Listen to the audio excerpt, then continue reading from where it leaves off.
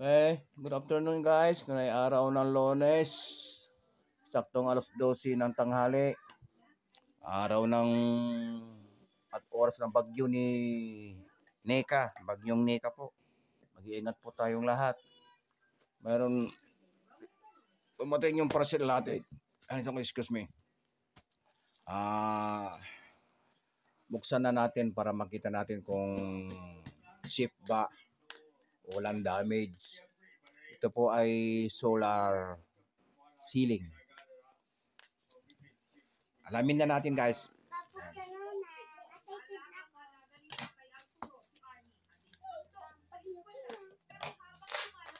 Ang isa dyan, para ano?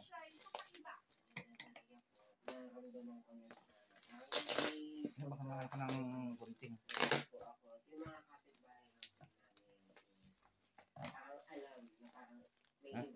Yung magulang ko, parang nag-ibilis kami sa mga kapitbahay ko. Hindi, lalaki yun.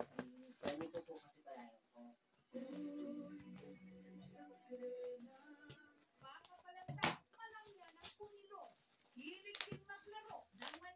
Ito po kasi yung dalawa ko dati. May pagkalantik po talaga ako. May tinantik po yung mga kamay ko, yung kilit ko po, may kailing po ako.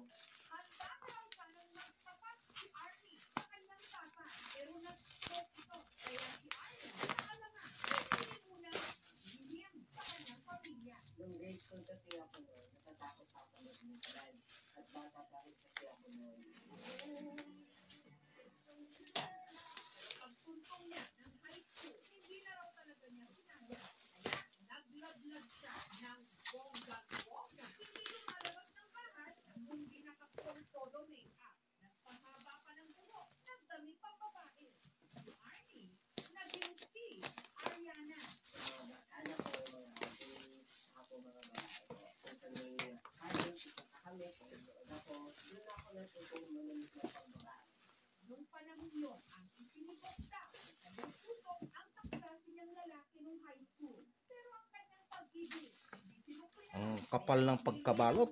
Hanggang ngayon, NBSD daw siya. No boyfriend since birth. Samantala, ang kapamilya, hindi handa sa pagdadalaga ng iisa nilang anak na lalaki. Yan, ang kapal ng pagkabalot. Oh. Safe na safe. Oh, ang kapal oh. Bukod dito, oh, meron pa rin ang kapal. Mga ilang layer ba oh? Sa dalawa, tatlo, apat, lima. Limang layer. Para ma-safety lang itong ano. Saka ito. Yung kapal oh. Oh.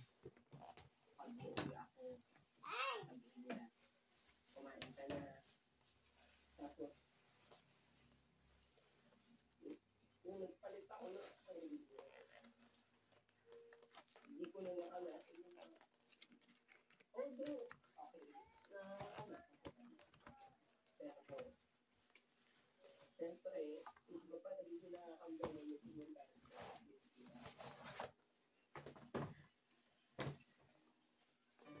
Hirap na noon ang pamilya nila dahil may sakit ang kanilang tatay. Balik ka natin si Ariana, pinagligitang tumigil sa pag-aaral. Gayon man, pinatunayan niya na hindi hadlang ang napili niyang kasabihan para maitaguyod ang kanyang sarili. 29 cm. Sa pagiging make-up artist, ito ang nakatulong sa kanilang pamilya. Bali 29 cm ang lapad. Tapos ang haba Pero teka, 35. nangyari na ang dati batang lalaki 35. nagdalaga pagkatapos ay bumalik uli sa itsurang lalaki na botang-bota pa. Ang tagal ko din pinag-isipan na lalaki, tagal ko po. Di ko pa naman maikabit ngayon kasi umuulan dito sa amin. Baka bukas ko na tong ikabit. Kompleto na siya oh. Dito itatap yung kanyang ano. Isip daw bigla si Ariana, naghangad na mag-abroad Parang XLR ba yan? Style.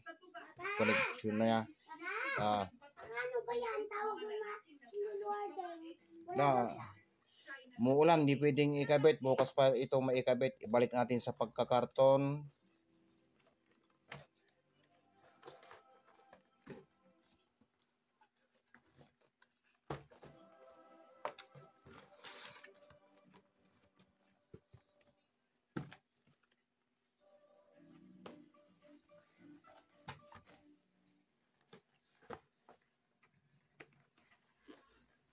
Bukas ko pa ito ikabit, guys.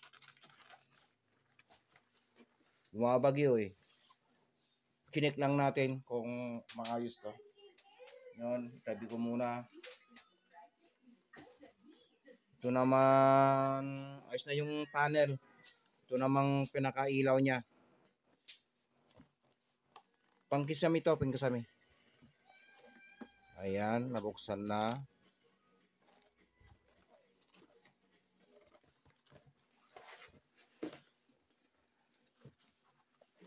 Ah, maganda siya, oh. Malaki. 5,000 watts.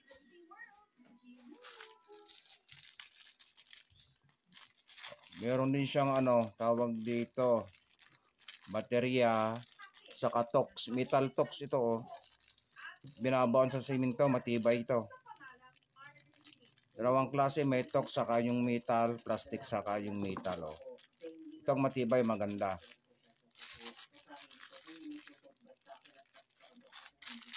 So kahit bumitin ka, pag naibaon mo to, kahit nung bumitin ka, hindi to bibigay. Mas maganda ito. Yun, chicken natin yung lagyan natin yung baterya sa remote. Ako lalagay. Kung umubra. Papa, ako lalagay. Nako, si Bunso daw ang maglalagay ng baterya. Okay. Ako na lang para madali. Ako isa. Ikaw yung isa. O sige, ikaw yung isa.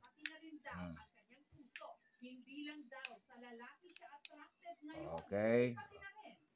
Ngayon, subukan natin sindi. Kasi baka to naka-charge doon o ano pa man. Iba ang umilaw. Yung nasa itaas namin ang umilaw. Yan.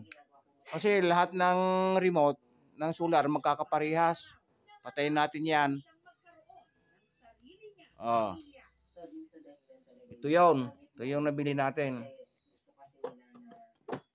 Dahil napindot ko na itong on, hindi nang ilaw, ibig sabihin, kailangan pa itong itapat sa enerhiya ng araw.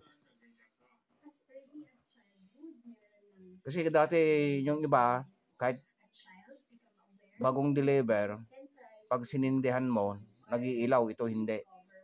Malalaman natin pag naitap na natin yung panel niya.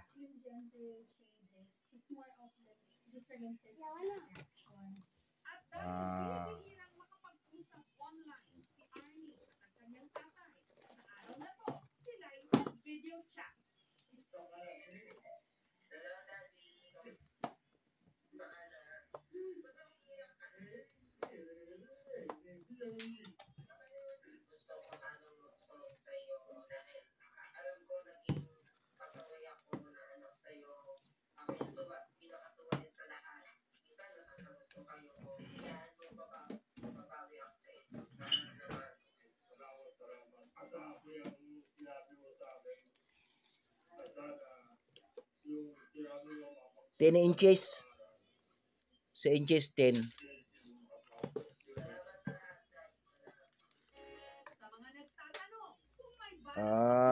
Ten and a half. 10.5 inches. Pero pag sa centimeter tayo, 27 lang.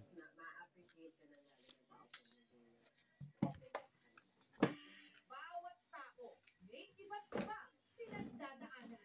Kaya huwag mabilis manghusga. Lalo pat ang pagkatao, hindi lang nakikita. Unboxing ceiling solar with panel.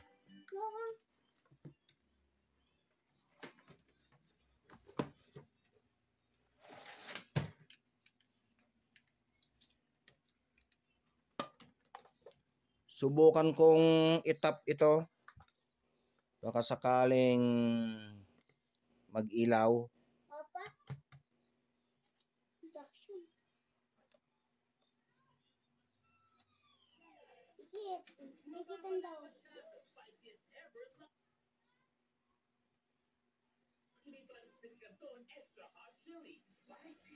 Lalo daw sa araw. Okay. Tapos, iikot natin to pang pahigpit. Aba, hindi magaanong ano. Bakit basa?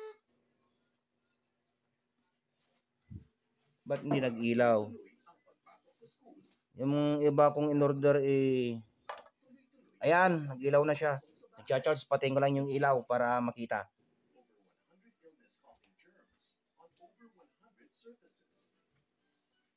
Nawala. Nawala. May pinatay ko yung ilaw, nawala. Doon sa liwanag ko dalhin. Andito tayo sa tapat ng bintana. Ngayon, iharap ko to sa labas. Ganyan. Ayaw.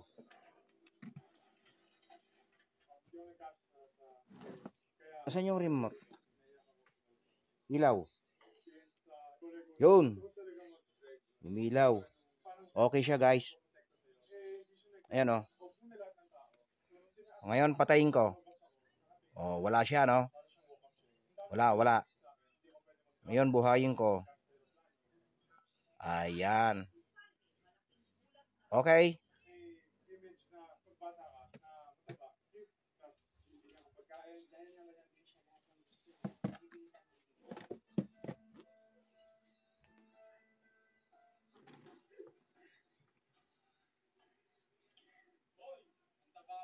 Pero ako tumatanda nga, i-event na Iba-ibang ilaw.